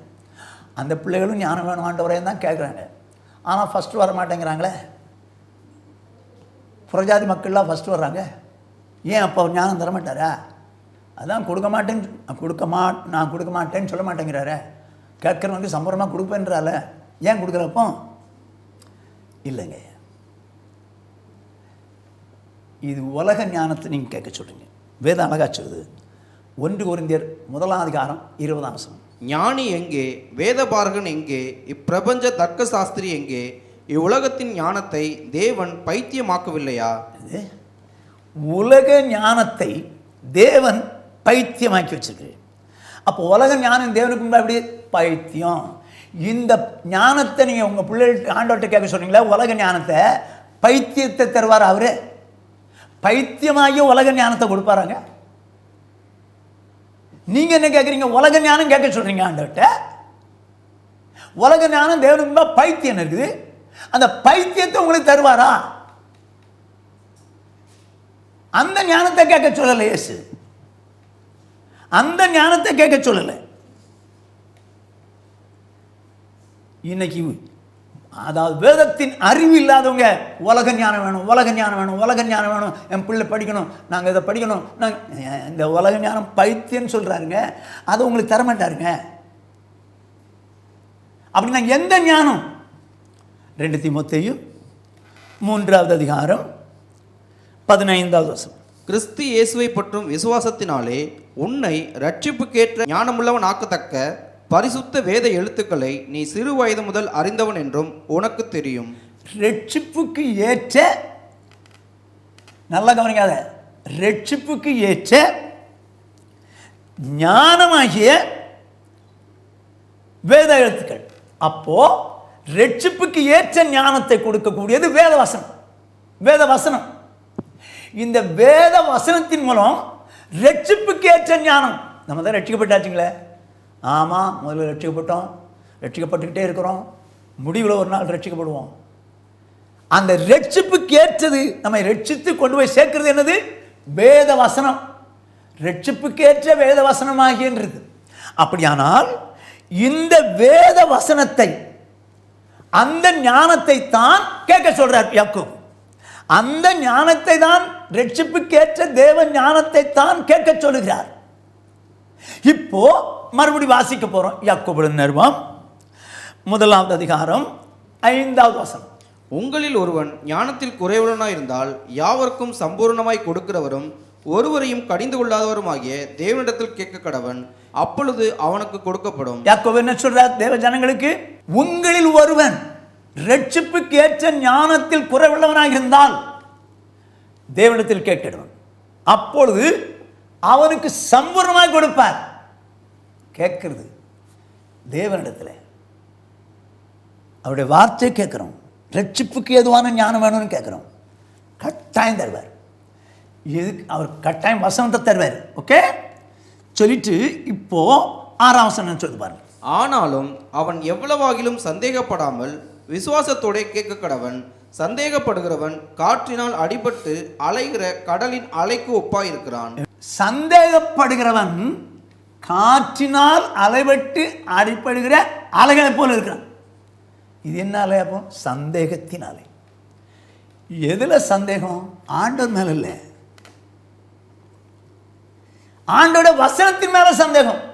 அவன் எவ்வளவாயிலும் ரட்சிப்புக்கேற்ற ஞானத்தை கொடுக்கிற வேத வசனத்தை கேட்கிறான்.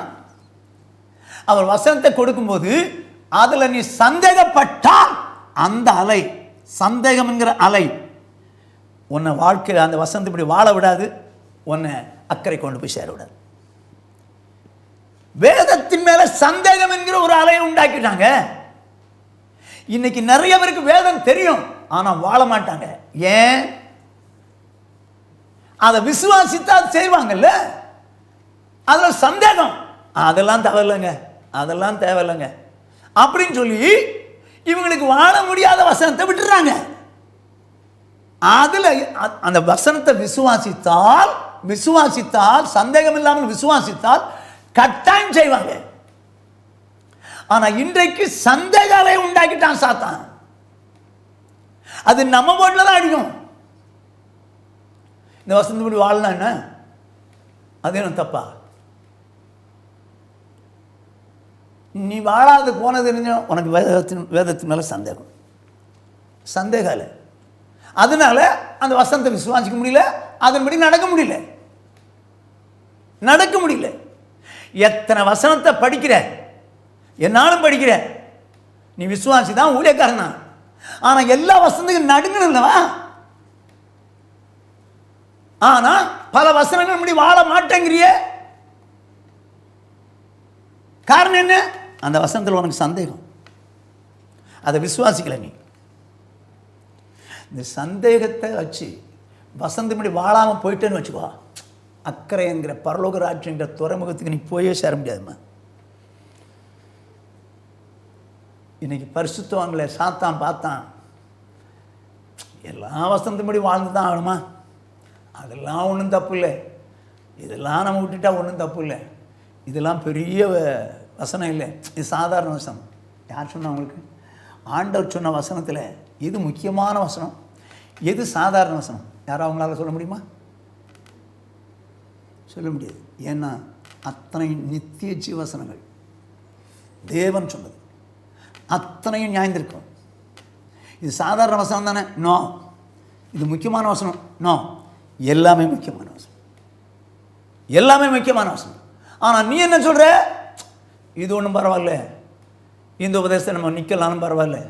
ஊழியக்காரங்களே எப்படி சொல்லி கொடுக்குறாங்க? புறம்பான அலங்கரிப்பு உங்களுக்கு அலங்காரமாயிராமல், சாந்தம் மனத்தாழ்மை உள்ள இருதயத்தில் மறைந்திருக்கிற குணமே உங்களுக்கு அலங்காரமாக இருக்கக்கூடாதுன்னு இருக்குது. ஆனால் அதெல்லாம் ஒன்றும் தப்பு இல்லைங்க. நம்ம தேவனுக்கு மகிமை உண்டாகும்படி அலங்காரம் பண்ணிக்கலாங்க. யார் சொன்னா உங்களுக்கு? இப்போ அலங்காரம் பண்ணாதான் தானே போட்டுக்குது. அது வசனம். ஒன்னால நீ இந்த உலகத்தில் வாழ்றதுக்கு 4 பேருக்கு முன்னால் அலங்காரமா இருந்தாதான் மேன்மைப்படுத்துவாங்கன்னு சொல்லி நீ அந்த அலங்காரத்தை செய்ற, அந்த வசந்தப்படி உன்னால வாழ முடியல. சந்தேகம். அதாவது வசனம் சொல்லுது, கிறிஸ்து உங்களுக்கு மன்னித்தது போல நீங்கள் ஒருவர் குற்றங்களை ஒருவர் மன்னிங்கள் இருக்கும். அப்ப மன்னிக்க வேண்டியது நம்ம கடமை. நீ மன்னிக்க மாட்டேன்னு சொன்ன என்ன அர்த்தம்? வசனம் சொல்லுது மன்னிக்கணும். நீ மன்னிக்க மாட்டேன்னா சந்தேகப்படுற, அதை விசுவாசிக்க மாட்டேங்கிற, அதனால மன்னிக்க மாட்டேங்கிற. இந்த சந்தேகால வசனத்தின்படி வாழ விடாதுங்க. வசனத்துக்கு மேல சந்தேகம், அது ரட்சிப்புக்கு ஏற்ற வசனம். அது உங்களை நித்திய ரட்சிப்புக்கு கொண்டு போகக்கூடிய வசனம், கடைசி வரைக்கும் அந்த பரலோக ராஜ்யம் கொண்டு போய் சேர்க்கக்கூடிய அந்த வசனம். ஆனா எத்தனை பேர் வசனங்களை கேட்டு நம்ம கீழ்ப்படிய மாட்டேங்கிறோம்? தெரியும், வசனம் தெரியுமா? தெரியும். ஆனா ஏன் கீழ்ப்படியல? இப்படியெல்லாம் வாழ முடியுமாங்க? உனக்கு சந்தேகம், வசனத்தின் மேல சந்தேகம். அதை விசுவாசித்தா நீ செயல்படுவ. அதை விசுவாசித்து செயல்படக்கூடாதபடிக்கு சந்தேகத்தினாவே உனக்குள்ள இருக்கனாதான் நீ செயல்பட மாட்டேங்கிற. வேதம் சொல்லுகிறது, எபிரேயர் எழுதினார் 4வது அதிகாரம் 2வது வசனம், ஏனெனில் சுவிசேஷம் அவர்களுக்கு அறிவிக்கப்பட்டது போல நமக்கும் அறிவிக்கப்பட்டது. கேட்டவர்கள் விசுவாசம் இல்லாமல் கேட்டபடியினால் அவர்கள் கேட்ட வசனம் அவர்களுக்கு பிரயோஜனப்படவில்லை. வசனத்துக்குள்ள உயிர் இருக்கு, நித்திய ஜீவன் இருக்கு. நமக்கு உபதேசம் பண்ணது போல அவங்களுக்கு தான் உபதேசம் பண்ணிருக்கு. ஆனால் இது நமக்கு என்ன ஆயிடுச்சு? பிரயோஜனம் ஆயிடுச்சு. நம்ம கீழ்ப்படிஞ்சோம், ரைட், ஓகே, நமக்கு பிரயோஜனமா இருக்கு. அவங்களுக்கு அது பிரயோஜனப்படாமல் போனது காரணம் என்ன? வசனம் தான், ஆண்டவர் சொன்ன வசனம் தான். அது ஏன் அவங்களுக்கு பிரயோஜனப்படலை? கேட்டவர்கள் விசுவாசம் இல்லாமல் சந்தேகத்தோடு கேட்டார்கள். ஆகையினால அந்த வசனம் அவங்களுக்குள்ள கிரியை செய்யவில்லை. சந்தேகம் என்கிற அலை, வசனத்து மேல உனக்கு சந்தேகம் இருக்குதாப்பா? ஏமா உனக்கு சந்தேகம் இருக்குதா? அந்த சந்தேகம் வசனத்து மேல இருந்தால் அந்த வசனத்துப்படி உன்னால வாழ முடியாது. அந்த அலை அடிச்சு உன்னை நிறுத்திச்ச. எத்தனை வசனத்துக்கு எப்படியா உட்காந்துறீங்க?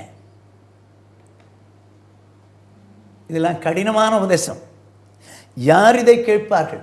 அப்படின்னு சொல்லி சீஷர்கள் அநேகர் போயிட்டாங்கல்ல, இயேசுவை விட்டு பின்வாங்கி போயிட்டாங்கல்ல. உனக்கு ஏன் கடினமாக இருக்குது? ஆண்டவர் விரும்புறது என்ன தெரியுமா?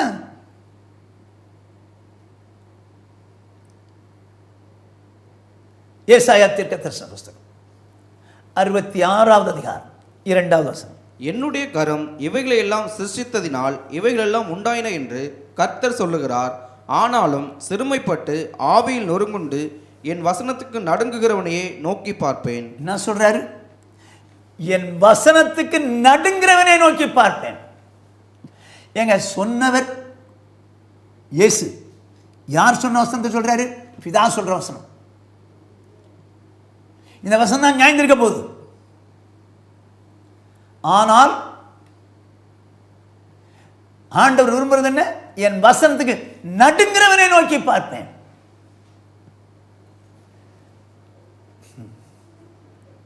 இன்னைக்கு நடக்கிறது என்ன? வசனத்தில் சந்தேகம். அதை விசுவாசித்து செயல்பட முடியாமல் பண்ணிட்டான். நிறையா சாத்தான் நிறைய உபதேசத்தை மீறி நடக்க வச்சான். காரணம் சந்தேகம். அந்த வசனத்து மேலே சந்தேகம். எவரோ நாக்கியம் சொன்னான்லவா, நம்ம விசுவாசம். அவங்க விசுவாசி ஆதனால அந்த வசனம் அவர்களுக்கு பிரயோஜனப்படவில்லை. இயேசு சொன்ன வசனங்கள் அத்தனையும் பிதா சொன்னது. கீழ்ப்படின்னு விரும்புகிறாரு. இப்போ நீங்கள் கீழ்ப்படியாமல் போகிறதுக்கு காரணம் என்ன தெரியுமா? அதை விசுவாசிக்கலை. அதை விசுவாசிக்காதனால உங்களுக்கு அதில் சந்தேகம் இருக்கிறதுனால கீழ்ப்படிய மாட்டேங்கிறீங்க.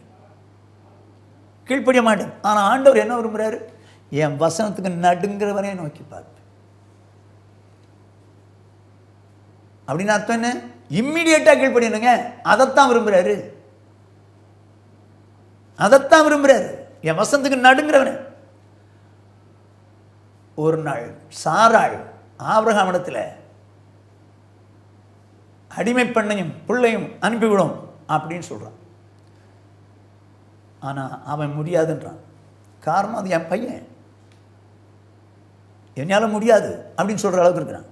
அன்றைக்கி ராத்திரி, அதே நாள் ராத்திரி ஆபிரகாமுக்கு தரிசனமாகி, ஆபிரகாமே உன் மனைவி சொல்கிறத கேளு, அடிமையும் அவன் பிள்ளையும் அனுப்பிவிடு, அவனை நான் பெரிய ஜாதியாக்குவேன், அனுப்பிவிடு சொன்னது ராத்திரி. விடியற்காலமே எழுப்பி மகனையும் மருமனாட்டியும் எழுப்பி தோளில் ஒரு துருத்தியில் தண்ணியை தூக்கி வச்சு போயிட்டு வாங்க நினச்சானே. இங்கே அதே காரியத்தை தான் சாராள் சொன்னான், கேட்க மாட்டேன்ட்டான். ஆனால் கர்த்தர் சொன்னால் உடனே கேட்குறான். இதைத்தாங்க தேவன் விரும்புகிறாரு. இதுதான் தேவன் விரும்புகிறாரு. ஆண்டவர் சொன்னதுக்கு நடுங்கணும். வேதம் அழகா சொல்லுது. இந்த காரியங்கள் நடந்த பின்பு கர்த்தர் ஆபிரகாமை சோதித்தார். இப்போ தற்சமயம் இருக்கிறது ஒன்று இஸ்மவேல், அவன் அமைச்ச சொல்லியாச்சு. அடுத்தது ஈசாக்கு. அதுக்கு பின்னால் கேத்தூரால் ஒரு ஸ்திரியை விவாகம் பண்ணியிருந்தான். அவனுக்கு 6 பிள்ளைகள். அது இப்போ வரல. இப்போ ஈசாக்கு மட்டும்தான் இருக்கிறான். ஆண்டவர் சொல்கிறாரு, ஆபிரகாமே உன் ஏக புதல்வன் நேசகுமார் ஒரே பிள்ளை, அவனை மோரியா தேசத்துக்கு கூட்டு போய் அங்கே மலை ஒன்றின் மேலே அவனை தகன பலியாகி விடுகிறார். சொன்னது ராத்திரி. விழிகாலமே எழுப்பினான், கழுதையில் சேனம் கட்டினான், கட்டை அடுக்கி வச்சான், மகனையும் எழுப்பிட்டு கூட வேலைக்காரர்களையும் கூட்டிகிட்டு போயிட்டான். 3வது நாளில் பார்க்க வேண்டிய இடம் வந்துச்சுது. வந்த இடத்துல நீங்களும் கழுதைகளும் இங்கே இருங்க, நானும் பிள்ளையாண்டான்னு போய் தொழுது கொண்டு வருவோன்னு சொல்லான். அங்கே போய் மகனை கட்டி வெட்டுறதுக்கு படுக்க வச்சான். கத்தியை தூக்குறான். மேலேருந்து ஒரு சத்தம், ஆபிரகாமே பிள்ளையாண்டான் மேல் கையை போடாது, இப்பொழுது நீ தேவனுக்கு பயப்படணும் என்பதை அறிந்திருக்கிறேன். ஆண்டவர் சொன்னதுக்கு நடுங்கணுங்க, நடுங்கணும். எங்கள் வீட்டுக்காரர் ஒத்துக்க மாட்டார், என் மனைவி ஒத்துக்க மாட்டா, இல்லை என் ஊர் ஒத்துக்காது, என்னை வேறு மாதிரி நினைப்பாங்க, அதனால் இந்த வசந்த முடியலாம் வாழ முடியாது. இல்லை, உனக்கு அந்த வசந்த மேலே சந்தேகம், அதனால் வாழ முடியலை. யாரையோ காரணம் காட்டி சப்ப கட்டு கட்டுற. உனக்கு ஆண்டவர் மேலே அன்பு இல்லைப்பா, அன்பு இல்லை. வேதம் அழகா சொல்லுது. இயேசு தான் சொல்கிறாரு. யோவான் எழுதின சுவிசேஷம் 14வது அதிகாரம் 23வது வசனம். இயேசு அவனுக்கு பிரதியுத்தரமாக, ஒருவன் என்னில் அன்பாயிருந்தால் அவன் என் வசனத்தை கைக்கொள்ளுவான், அவனில் என் பிதா அன்பாயிருப்பார், நாங்கள் அவனிடத்தில் வந்து அவனோடே வாசம் பண்ணுவோம். இயேசுதான் சொல்றாரு, ஒருவன் என்னில் அன்பாயிருந்தால் என் வசனங்களை கைக்கொள்வோம். பிதா அன்பாயிருப்பார், நாங்கள் வந்து அவனோட வாசம் பண்ணுவோம். ஓகே, 24ஆம் வசனம் என்ன சொல்லுது தெரியுமா? என்னில் அன்பாயிராதவன் என் வசனங்களை கைக்கொள்ள மாட்டான். நீங்கள் கேட்கிற வசனம் என்னுடையதா இராமல் என்னை அனுப்பின பிதாவினுடையதா இருக்கிறது. அவர் சொல்றாரு, நீங்க கேட்கிற வசனம் என்னுடையது கிடையாது, என்னை அனுப்பின பிதாவுடையது. ஆனா ஏன் உங்களால செய்ய முடியல? என் மேல அன்பு இல்லை. நான் சொல்ற வசனத்துக்கு சந்தேகம். அந்த என் மேல அன்பு இருந்தா உனக்கு ஏன் சந்தேகம் வருது? உனக்கு எங்க சந்தேகம் வருது? வராது. அன்பா இருக்கிறவன் சந்தேகப்பட மாட்டான், உடனே கீழ்ப்படிவான். உன் வாழ்க்கை கொஞ்சம் யோசித்துப்பார் சௌனே. எந்த வசனத்துக்கும் கீழ்ப்படுகிறவனா இருப்பான். அதனால் நீ ஆண்டவரத்தில் அன்பா இருக்கிற, விசுவாசத்தோடு கூட இருக்கிற, அதனால தான் கீழ்ப்படுறேன்னு அர்த்தம். உன்னையால கீழ்ப்படிய முடியலைன்னா சந்தேகம் என்கிற அலையினால் அலைப்பட்டு அலைகிறவனா இருக்கிறார். அதை விசுவாசத்தை செயல்பட முடியல. அதாவது தேவனிடத்தில் அன்பு கூறுவனுக்கு எந்த வசனமும் கடினமாக இருக்காது என்று சொல்லி 1 யோவான் 5:3 இருக்கும். தேவன் மேலே அன்பு இருந்துச்சுன்னா எந்த மனுஷனுக்கும் எந்த வசனமும் கடினமாகவே இருக்காதுங்க. அதனால தான் ஆண்டவர் சொன்னார், என்னை பார்க்கணும் தகப்பனே தாயாவது அதிகமாக நேசிக்கிறவன் எனக்கு பாத்திரவான் இல்லை, என்னை பார்க்கணும் பிள்ளைகளை நேசிக்கிறவன் எனக்கு பாத்திரவான் இல்லைன்னாரு. ஏன்னா என் பிள்ளையால் அந்த வசனத்தின்படி வாழ முடியல, என் புருஷனால் வாழ முடியல, எங்கள் பெற்றவங்களால் வாழ முடியலன்னு சொல்லாத. அவங்கள நேசித்து நீ வசனத்தின்படி வாழ முடியாமா போயிட்டேன் நான், நீ சந்தேகப்படுற வசனத்தில். என் வசனத்தை நீங்கள் என்ன பண்ணல, விசுவாசிக்கல. காரணம் அவங்களால. நோ, இதை கேட்டுக்கொண்டு சௌரனே சௌரியே, ஆண்டவர் சொல்றாரு, என் வசனத்துக்கு நடுங்கிறவனை நோக்கி பார்ப்பேன். இயேசு சீக்கிரம் வரப்போகிறார். ஒன்று வந்தால் பூர்ணம் ஆக்கப்பட்டு ஒன்று போயிடணும். இல்லை அதுக்கு முன்னால் நம்ம கடந்து போயிட்டா பரலோக ராஜ்யமாகிய துறைமுகத்தில் போய் நம்ம போய் சேரணும். ஒரு தேவனுடைய மனுஷன், நோவா என்கிற ஒரு தேவனுடைய மனுஷன், முழு உலகத்தையும் தேவன் அழிக்க போகிறார், ஜலப்பிரளயத்தினார். நோவாட்ட சொல்றார், நோவா இனி ஜனங்கள் இருக்க போகிறது 120 வருஷம். அவர் செய்கிற காரியம் எனக்கு பிடிக்கல. அவருடைய இருதயத்தின் நினைவெல்லாம் நித்தமும் பொல்லாதான் இருக்குது, ஆனால் தப்பாக வாழ்கிறாங்க. அதனால் பூமியில் இருக்கக்கூடிய எல்லாவற்றையும் நிகிரகம் பண்ண போகிறேன், அழிச்சிட போகிறேன் நான். ஆனால் இவனுக்கு கிருபை கொடுத்தார். இந்த ஜலப்பிரளயத்தை நான் அழிக்க போகிறேன்னு சொன்னாரே, இந்த ஜலப்பிரளயத்தை அவன் பார்த்ததே கிடையாது. நோவா காலம் வரைக்கும் மழைங்கிறதே கிடையாது. ஆனால் நோவாவுக்கு சொன்னவர் தேவன். மழை வர்ஷிக்க பண்ணி ஜலப்பிரளயத்தினால உலகத்தை அழிக்க போகிறேன்றார். கட்டாயம் நடக்கும் அப்படின்னு சொல்லிட்டு அவன் என்ன பண்ணிட்டான், பேழை கொண்டு பண்ணிட்டான். இப்போ இந்த பேழையில் வேதம் அழகா சொல்லும். ஆதியாகமம் 7ஆம் அதிகாரம் 1ஆம் வசனம். கர்த்தர் நோவாவை நோக்கி, நீயும் உன் வீட்டார் அனைவரும் பேழைக்குள் பிரவேசியுங்கள், இந்த சந்ததியில் உன்னை எனக்கு முன்பாக நீதிமானாக கண்டேன். என்ன சொல்றாரு? நீயும் உன் குடும்பமும் இந்த பேழைக்குள்ள போங்க. இந்த சந்ததியில், எனக்கு வேதனை கொண்டு வந்த சந்ததியில், பாவத்தை அக்கிரமத்தை அகோரமாய் செய்கிற இந்த சந்ததியில் உன்னை நீதிமானாய் கண்டேன். எங்க ஜலப்பிரளயத்துக்கு தப்பும்படி வாஞ்சித்தான். இவன் என்னங்க செஞ்சான்? ஆண்டவர் அவனை பேழைக்குள்ள வர சொல்றாரு. இவன் என்ன செஞ்சான்? வாசிங்க 6ஆம் அதிகாரம், ஆதியாகமம் 6ஆம் அதிகாரம் 22ஆம் வசனம். நோவா அப்படியே செய்தான், தேவன் தனக்கு கட்டளையிட்டபடி எல்லாம் அவன் செய்து முடித்தான். கர்த்தருக்கு மகிமை உண்டாகட்டும். இவன் பேழைக்குள்ள பிரவேசிக்க வேண்டும் என்றால் தேவன் சொன்னபடியே செய்யணும், சொன்னபடி எல்லாம் செய்யணும். நோவா இப்போ சொல்ற, நோவா இந்த சந்ததியில் உன்னை எனக்கு நீதிமானாய் கண்டேன். ஏன் தெரியுமா? உன்னை பார்க்கும்போது நான் சொன்னபடியே செய்தாய், சொன்னபடி எல்லாம் செய்தாய். ஆகையினால இந்த ஜலப்பிரளயத்துக்கு தப்பி பேழைக்குள்ள. அருமையானவளே, நரகம் என்ன அக்னி கடலுக்கு, அந்த துறைமுகத்துக்கு நீ போகக்கூடாது என்பதற்காகத்தான் தேவன் திருவசனத்தை உனக்கு கொடுத்து பரிசுத்தமாக்க நினைக்கிறார். ஆனால் நீயோ சந்தேகப்பட்டு அநேக வசனங்களின்படி வாழ மாட்டேங்கிற. அந்த ஒரு அலை சந்தேகத்தினாலே, வசனத்தை விசுவாசித்து செயல்படக்கூடாது சந்தேகத்தினாலே, இந்த சந்தேகத்தினாலே உன்னை பரலோகம் கொண்டு போய் சேர்க்காதுப்பா, பரலோகம் கொண்டு போய் சேர்க்காதுமா. என் வசனத்துக்கு நடுங்கிறவரை நோக்கி பார்ப்பேன்றாரு. எப்படி நோவா ஐயோ இந்த ஜலப்பிரளயம் தப்பி நாம தேவனுக்கு முன்பாக சரியா இருக்கணுமே என்று வாஞ்சித்தவன் தேவன் சொன்னபடியே செய்தான், சொன்னபடி எல்லாம் செய்தான். அப்படியே இதை கேட்டுக்கொண்டிருக்க சௌர்ணே, நீ இயேசுவோடு கூட போட்டில் அக்கறைக்கு போய் சேரணும்னா, பரலோகம் என்கிற துறைமுகத்துக்கு போய் சேரணும்னா அவர் சொன்னபடியே வாழ். எதையும் சந்தேகப்படாதே. சொன்னவர் ஆண்டவர். எந்த வசனத்தையும் சந்தேகப்பட்டு விசுவாசியாமல் செயல்படாமல் போயிடாது. இந்த அலைகளிலிருந்து தப்புவது எப்படி? இந்த அலைகளிலிருந்து தப்புவது எப்படி? இப்போ அலைகள் அவை அதன் மேல் மோதிற்று என்று சொல்லி பார்த்தோம். இயேசு கிறிஸ்து இந்த போட்டில் அலைகள் அந்த போட்டில் மோதிச்சு. இப்போ நடக்கிறத பாருங்க, என்ன நடக்குதுன்னு பார்ப்போம். மார்க்கு சுவிசேஷம் 4வது அதிகாரம் 38வது வசனம். கப்பலின் பின்னணியத்தில் அவர் தலையணையை வைத்து நித்திரையாயிருந்தார். அவர்கள் அவரை எழுப்பி, போதகரே, நாங்கள் மடிந்து போகிறது உமக்கு கவலை இல்லையா என்றார்கள். என்ன சொல்றாரு? இப்போ அவர் அமைதியா இருக்கிறார், படுத்திருக்கிறார். இப்போ இவங்க இந்த காற்றுனால அலை விட்டு அடிக்கிற அந்த நேரத்தில், ஐயோ இந்த அலைகள்லாம் இப்படி நம்மளை பாதிக்குதே, நம்மளை ஓம்ப முடியலையே அப்படின்னு சொல்லி, ஐயரே மடிந்து போகிறோமே, உங்களுக்கு கவலை இல்லையான்னு சொல்லி எழுப்பி விட்டாங்க. மடிந்து போகிறோமே, உங்களுக்கு கவலை இல்லையா அப்படின்னு அவரை எழுப்பிட்டாங்க. எழுப்பின உடனே என்ன நடக்குன்னு பாருங்க. 39ஆம் வசனம். அவர் எழுந்து காற்றை அதட்டி கடலை பார்த்து, இறையாதே, அமைதலாய் இரு என்றார். அப்பொழுது காற்று நின்று போய் மிகுந்த அமைதல் உண்டாயிற்று. கர்த்தருக்கு மகிமை உண்டாகட்டும். ஆண்டவர் ஒருவரால் மாத்திரமே காற்றை அமர்த்த முடியும், கந்தளிப்பை நிறுத்த முடியும். நீ இயேசுவை பார்த்து, இயேசுவே இந்த அலைகள்லாம் என் மேல மோதுது, என்னை முடியலப்பா, என்னை காப்பாற்றுங்க, இந்த அலைகளினாலே நான் சேதமடைந்து ஐயோ நரகம் போயிடக்கூடாது, இந்த அலைகள் என்ன தடுத்து நிறுத்தக்கூடாதபடிக்கு அலைகளினாலே நான் மோசம் போய்விடாமல் அதை தாண்டி உங்களுடைய பரலோக ராஜ்யத்தில் வருவதற்கு ஐயோ ஆண்டவரே நீங்க தான் உதவி செய்யணும்னு கேட்டீங்கன்னா, என் தேவன் எழும்பி அலைகளை அதட்டுவார். அது அமைதலாகும். என்ன நடந்து தெரியுமா? இந்த வாசனத்துக்கு அப்புறம் இவங்க எந்த துறைமுகத்துக்கு போகிறாங்க?